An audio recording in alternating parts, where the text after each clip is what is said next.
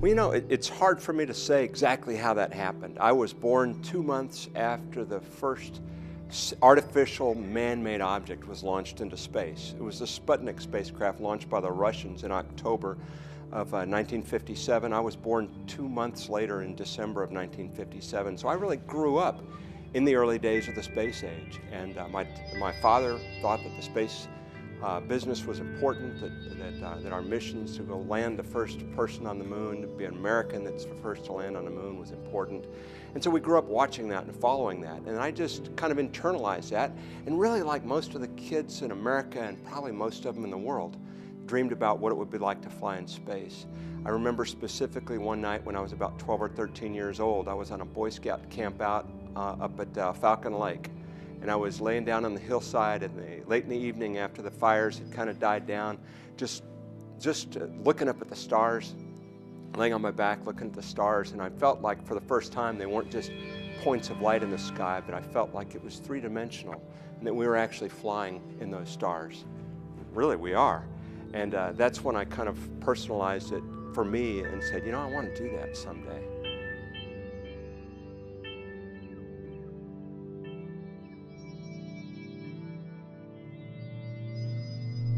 Oh, I will never forget the feeling the first time I looked out of the window of Space Shuttle Discovery, and this was on the 4th of July of 2006 was our launch date. And it was my job right after the engines cut off, immediately to unstrap, get up out of my seat and grab some cameras and jump up to the windows. It was my job to look out of the window, which is pretty cool.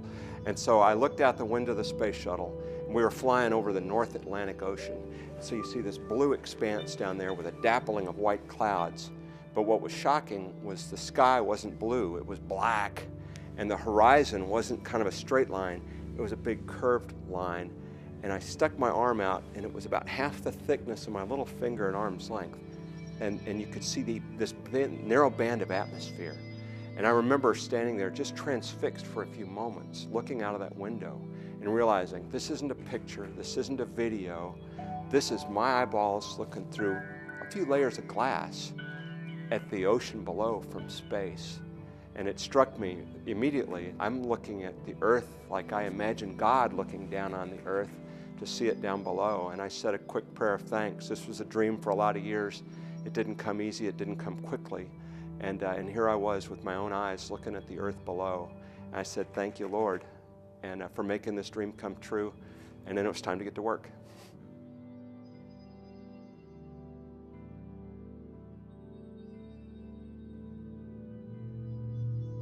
You know, for me, it's very humbling to have a school named after me. And what an incredible honor for me here in McAllen to have a legacy like that. I tell school kids all the time. I spoke to a group of school kids last week, and I told them, because they want to know, how do you be an astronaut? And I said, you guys are in astronaut training right now, because it starts right in the grade schools, in the elementary schools, and as you're working your way up through, and that's what's really preparing all of us for our missions in life, whether it's an audacious thing like space missions, or it's your mission to be the best welder you can be, to be the best and most ethical business owner that you can be, to be the best husband, to be the best wife. Whatever your mission in life may be, you're in your preparation stages for that right here. And so, in a very real way, Fossum Middle School is a launching pad for those future careers, no matter where they might lead.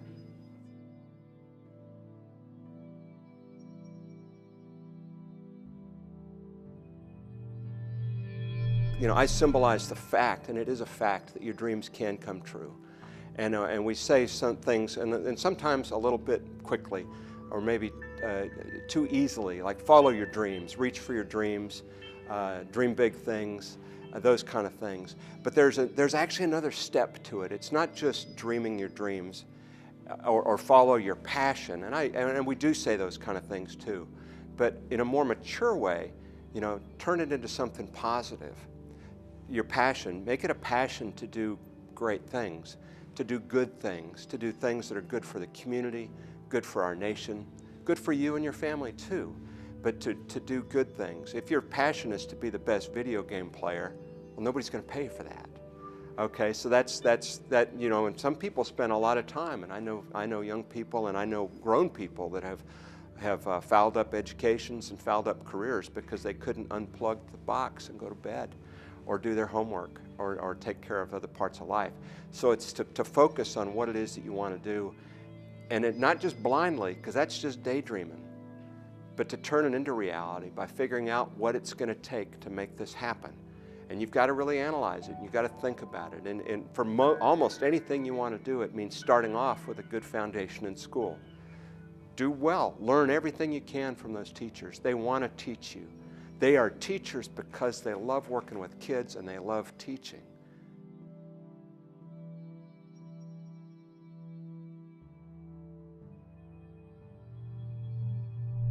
Oh, McAllen ISD was just a great starting point for me.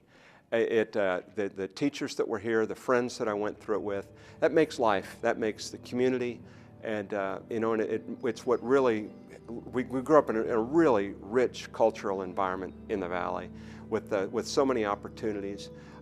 And for me, what I found was the attention that I got from teachers. I had teachers that just absolutely changed my life because of the individual attention that they gave me.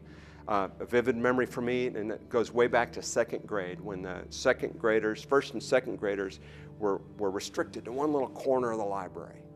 And I loved science. I would read every book on science I could, and partway through my second grade year, I had read all of the science books in the part of the library that I was allowed to go into. You know, and so I'd read all of them. They were all on a couple of shelves there. These weren't real exotic books, mind you. These were second grade books. But I'd read all of them, and so I'm looking around the library. I escaped from the part I was supposed to be in, and I found this big old thick book on the oceans. I thought, oh, cool, I want that one.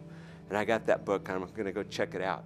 And Mrs. Bradshaw said, God bless her, she says, Mike, no, you're out of your area. No, you need to go back over here. Oh, I really want to read this book. No, but that's too much for you. You need to go read these books over here. I've read all of them. Oh, come on, Mike, that can't be true. And she reaches out. How about this one? That's frogs. I read it. Oh, okay, how about this one? Oh, it's a book about volcanoes. I already read that one too. I read all of them, Miss Bradshaw. I want to read this book on the oceans. And she says, okay, Mike, I'll tell you what, you can check out this book, and you got to come back next week, and you got to tell me about the book. And so I did. I read that book, and I came, and I was all excited about the oceans and these fish that live at the bottom of the ocean with huge pressures and no light, and about the trenches in the ocean and all of these kind of things. And she just laughed, and she backed up, and she says, okay, Mike, the library's yours, okay? So she took a risk with me. She took a chance with me, and she encouraged me then and challenged me and got the best out of me. And so many teachers along the way did that. I had teachers along the way that held me accountable too. That was back in the days of what we now call corporal punishment. Back then we call it getting swats.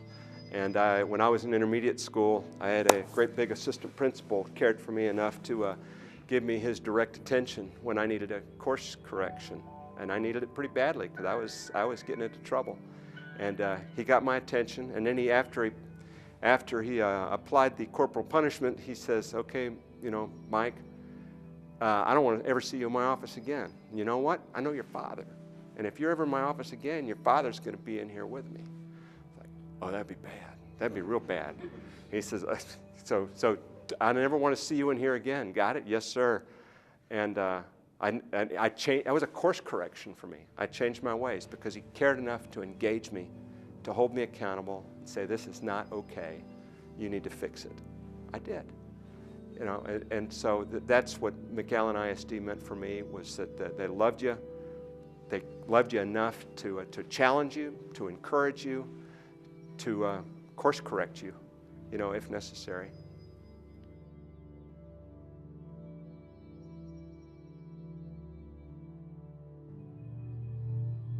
It was a McAllen High School physics teacher, Ruperto Gonzalez, my senior year. I went to him and said, gee, I don't know what I want to do, Mr. G. I like, these things, and I just don't know what direction. He said, come on, Mike, you're really good at science. You really love science. And you're good at math, and you like solving problems. You're an engineer. You just don't know it yet. I says, wow, I didn't know an engineer. I'd never met an engineer. And he actually pointed me to Texas A&M University. That was my McHi, senior science teacher, Ruperto Gonzalez, that arranged for me to visit Texas A&M for the first time, and then pushed me into engineering school up there. And he gave me a slide rule, actually, which is a mechanical calculator, no batteries required. It's a real old school stuff, and I know you've probably never seen one unless it's in a display case someplace. But it was a mechanical calculator, and that's what we used, because the actual small calculators that are all over the place now didn't even exist. And so I took his slide rule that I used in high school, and I took it to A&M, and I used that in my beginning engineering classes up there until finally the classes were too hard, and the price of calculators was finally getting down where I could afford it, and so I switched over. Well, in memory of Mr. G, as we called him, I carried his slide rule into space with me. And a few weeks ago, I had him join me up at Texas A&M University, and together we presented that slide rule that I got from him as a McHi teacher, flew into space, and he and I presented it to the School of Engineering at A&M. So that teachers can change your lives, but you've got to work with them, you've got to talk to them, you've got to go trust them, you've got to communicate with them, you've got to listen to them. And that's the biggest thing. They'll help you get ready for all of your adventures ahead.